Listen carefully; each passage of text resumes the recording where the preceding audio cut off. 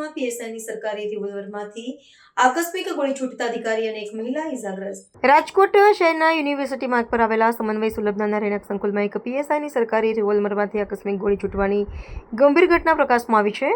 મદદનીશ police commissioner Bhavesh જાદવના સત્તાવાર નિવેદન અનુસાર પોલીસ અધિકારી પોતાના નિવાસસ્થાને અગ્નિશસ્ત્ર સાફ કરી રહ્યા હતા તે દરમિયાન અચાનક આ અણધારી ઘટના ઘટી હતી। આ સમગ્ર મામલે હાલ યુનિવર્સિટી પોલીસ મથકમાં સત્તાવાર નોંધ દાખલ કરીને સઘન કાનૂની કાર્યવાહી હાથ ધરવામાં આવી છે।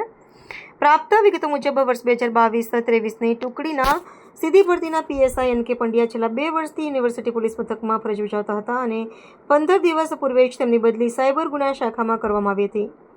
આ ગોળીબારની દુર્ઘટનામાં અધિકારીની સાથે તેમના નિવાસ સ્થાને ઉપસ્થિત પૂજા પરમાર નામની મહિલાને પણ ઇજાઓ પહોંચી છે।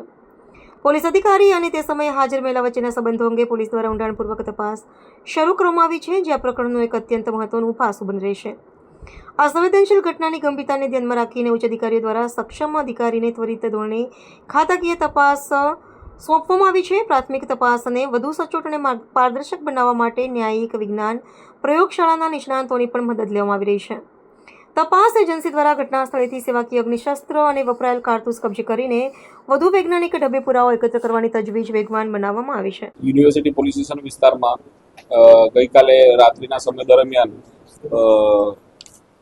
યુનિવર્સિટી રોડ શિવશક્તિ કોલોની સમન્વય સુલભ એપાર્ટમેન્ટ એ વિંગ ફ્લેટ નંબર 404માં બનાવ બનેલ છે, જેમાં ફાયરિંગ અચાનક આકસ્મિક રીતે નીતિનભાઈ કરુણાશંકર પંડ્યા એટલે કે એન કે પંડ્યા પીએસઆઈ જે હાલમાં સાયબર ક્રાઇમમાં છેલ્લા 15 દિવસથી ફરજ બજાવે છે અને અગાઉ યુનિવર્સિટી પોલીસ સ્ટેશનમાં હતા, તેમના ગ્લોક સર્વિસ રિવોલ્વર જે પિસ્ટલ છે એમાંથી ગ્લોક પિસ્ટલમાંથી આકસ્મિક રીતે સફાઈ કરતા ફાયરિંગ થયેલું, તેની અંદરની ગોળી નીકળતા તેમને હાથના ભાગે ઈજા થયેલી અને ફ્રેક્ચર થયેલું અને ત્યારબાદ ગોળી રિકોશેટ થઈને તેમની સાથે હાજર પૂજાબેન મહાવીરસિંહ પરમાર છે તેમને ગોળી પડખાના ભાગે વાગેલી અને આ બંને સારવાર હેઠળ છે અને આ બનાવ બાબતે જાણવા દાખલ કરવામાં આવે છે અને આગળની તપાસ પીએસઆઈ કરી રહ્યા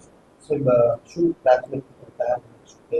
પ્રાથમિક કારણ આકસ્મિક રીતે બનેલું છે અને આ બાબતે એફએસએલને સ્થળ પર બોલાવવામાં આવી છે અને ખાલી કાર્ટીજ અને ફાયરિંગનું જે પિસ્ટલ છે એ કબજે કરવામાં આવ્યું છે। એ જાણવા જોગ અનુસંધાને તપાસ કરનારા અમલદાર તપાસ કરશે। સક્ષમ અધિકારી નક્કી કરશે ને એ પ્રમાણે આગળ પ્રાથમિક તપાસમાં એવો કોઈ સંબંધ નથી, એમના ઓળખીતા મિત્ર છે એવું ધ્યાન પર આવે છે।